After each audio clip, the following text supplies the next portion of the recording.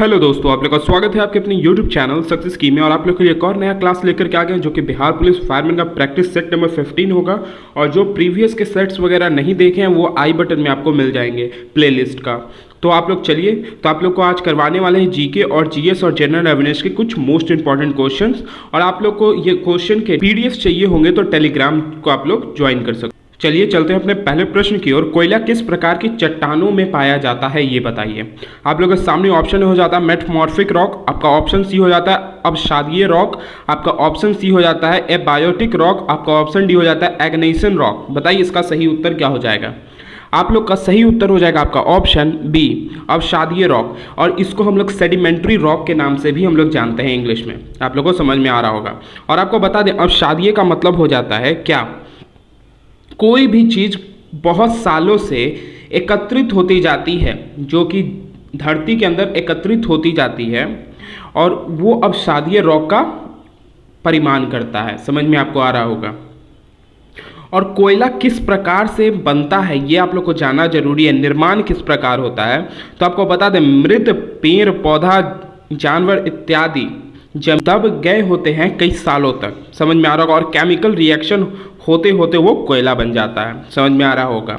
और कोयला के कितने प्रकार होते हैं तो कोयला के 4 प्रकार होते हैं। तो एक होता है पीटा, और एक होता है लिग्नाइट, और एक होता है एंथ्रासाइट होता है।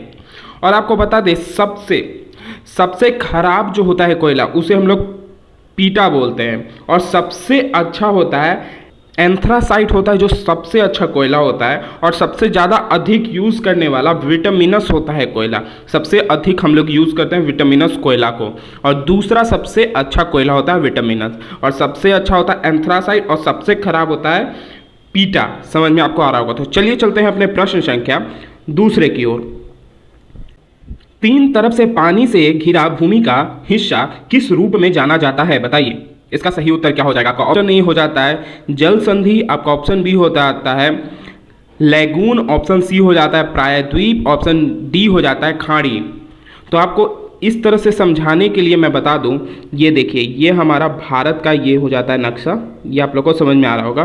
तो ये हमारा ये देखिए इधर इधर इधर सब जगह से ये हमारा भारत समुद्र से घिरा है। और इधर हमारा हो जाता है अरब सागर हो जाता है, और इधर हो जाता है बंगाल की खाड़ी, इधर हो जाता है। तो ये दोनों तरफ घिरा हुआ है। तो इसको हम लोग क्या बोलते हैं तो ये हमारा भारत प्रायद्वीपीय होता है, प्रायद्वीपीय इंडिया बोला जाता है। तो इसका सही उत्तर हो जाएगा आपका ऑप्शन सी प्रायद्वीपी। आप लोग का क्लियर होगा। तो चलिए चलते हैं अपने प्रश्न संख्या तीसरे की ओर। भारत में पीली क्रांति किससे जुड़ा हुआ है ये बताइए। आपका ऑप्शन ए हो जाता है मछली, ऑप्शन बी हो जाता है फल, ऑप्शन सी हो जाता है सब्जी, ऑप्शन डी हो जाता है तिलहन, जिसे हम लोग ऑयल सीड कहते हैं। बताइए इसका सही उत्तर क्या हो जाएगा। तो चलिए इसका सही उत्तर आपको बता दें। इसका सही उत्तर हो जाएगा आपका ऑप्शन डी तिलहन। तिलहन जिसे हम लोग ऑयल सीड कहते हैं ना, इसी के कारण पीली क्रांति हमारे भारत में हुई थी। और आपको बता दें ये मछली किस क्रांति से संबंधित है तो ये नीली क्रांति, ब्लू क्रांति से संबंधित है नीली क्रांति। और फल गोल्डन क्रांति से संबंधित है। ये याद रखिएगा, ये दोनों मोस्ट इंपॉर्टेंट हो जाते हैं, इसको याद रखिएगा। नीली क्रांति हमारा हो जाता है मछली, और गोल्डन क्रांति हो जाता है फल, और आपकी पीली क्रांति हो जाती है तिलहन ऑयल सीड। समझ में आपको आ रहा होगा। तो चलिए चलते हैं अपने प्रश्न संख्या 4 की ओर। विश्व की सबसे लंबी नदी नील नदी किस महाद्वीप से होकर बहती है बताइए। इसका सही उत्तर क्या हो जाएगा। तो आपको बता दें ये नील नदी आपको दिख रहा है ना, ये 11 कंट्री से होकर गुजरती है। आपको इतना मैं बता दे रहा हूँ। और आपको बता दे रहा हूँ नील नदी कहाँ से निकलती है तो ये लेक विक्टोरिया से निकलती है। यहाँ तक आपको बता दिया, हिंट आपको तो अब आंसर बता सकते हो लेक विक्टोरिया कहाँ पे है। तो ये भी आप लोग को बता दें, ये आप लोग का सही उत्तर हो जाएगा आपका ऑप्शन बी अफ्रीका से नील नदी निकलती है। और सबसे लंबी नदी है नील नदी, और महाद्वीप से होकर गुजरती है। और आपको बता दें ये जो लेक है ना विक्टोरिया लेक से ये निकलती है, ये आप लोग ध्यान में रखिएगा। और आपको बता दें इसकी लंबाई कितनी हो जाती है तो लंबाई हो जाता है 6650 किलोमीटर नील नदी की लंबाई हो जाती है। नील का उपहार किस कंट्री को कहा जाता है? नील का उपहार किस कंट्री को कहा जाता है, ये बताइए। किस, बताइए। तो ये कहा जाता है मिस्र, इजिप्ट को कहा जाता है नील का उपहार। समझ में आ रहा होगा। तो 4 से बहुत कम से कम 4 से 5 क्वेश्चन क्लियर हुआ होगा। तो इसी बात पे एक लाइक सब्सक्राइब शेयर जरूर कीजिएगा। तो चलिए चलते हैं अपने प्रश्न संख्या 5 की ओर। विश्व की सबसे बड़ी नदी अमेजन नदी किस महाद्वीप से होकर बहती है? पीछे था आपका क्या, पीछे था आपका सबसे लंबी नदी, अब पूछा जा रहा है सबसे बड़ी नदी। तो लंबी नदी हमारी हो जाती है नील नदी और सबसे बड़ी हो जाती है अमेजन नदी। ये आप लोग को क्लियर होगा।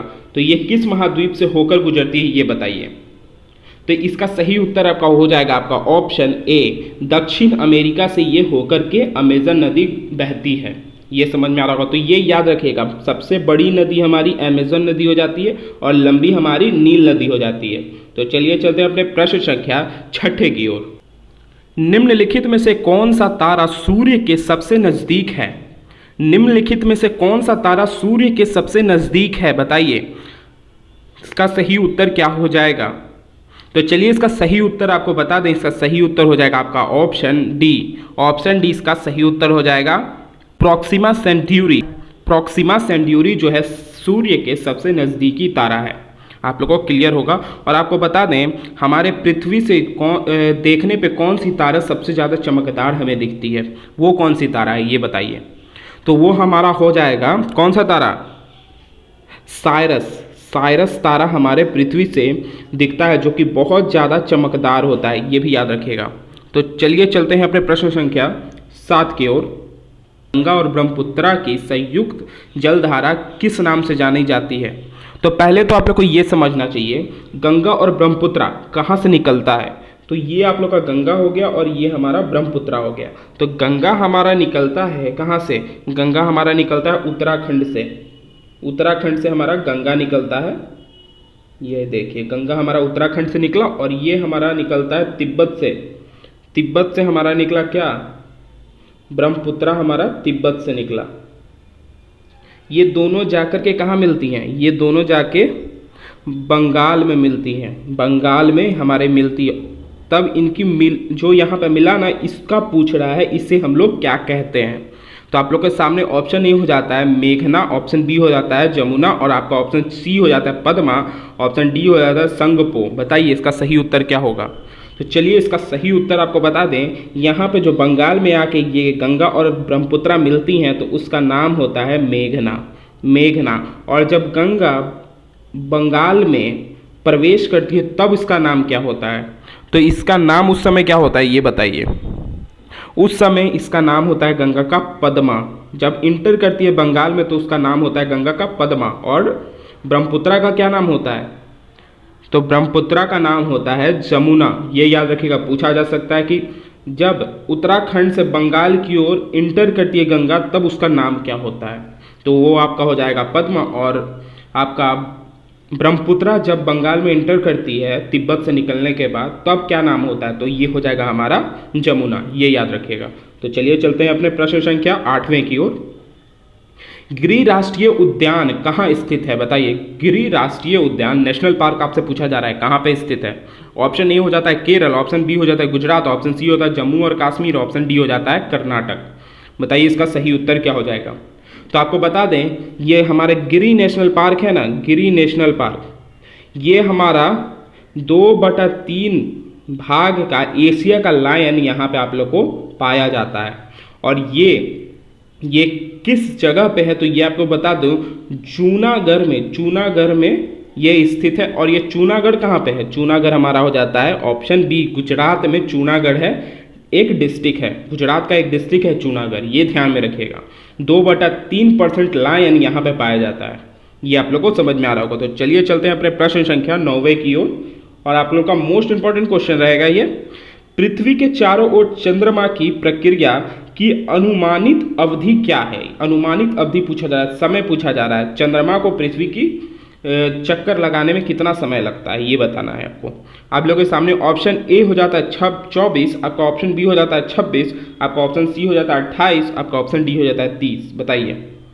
तो इस तरह प्रकार आप लोग समझ सकते हो। ये आपका पृथ्वी हो गया, ये आपका अर्थ हो गया, और ये हमारे इसके इधर ये हमारा मून हो गया, चंद्रमा हो गया, ये हमारा रोटेट कर रहा है। कितना समय लेगा ये बताइए। तो इसका सही उत्तर हो जाएगा आपका ऑप्शन सी, 28 दिन लगता है पृथ्वी के चक्कर लगाने में अपने एक्सिस पे मून को। समझ में आपको आ रहा होगा। तो चलिए चलते हैं अपने प्रश्न संख्या 10वें की ओर। माउंट कोजी एस्को किस देश का सबसे ऊंचा पर्वत है? बताइए इसका सही उत्तर क्या हो जाएगा। आपके सामने ऑप्शन ए हो जाता है रूस, ऑप्शन बी हो जाता है सी हो जाता है ऑस्ट्रेलिया, ऑप्शन डी हो जाता है इंग्लैंड।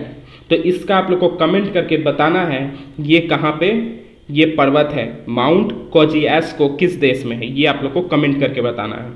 तो आप लोग को ये वीडियो अभी तक अच्छा लगा हो तो एक लाइक, सब्सक्राइब, शेयर जरूर कीजिएगा, और कोई भी टॉपिक पे अभी तक डाउट हो तो वो कमेंट करके आप लोग पूछ सकते हो। और आप बताओ कब लाइव सेशन करना है ये भी बताओ कमेंट करके। तो चलिए धन्यवाद, आज का सेशन यहीं पे समाप्त होता है।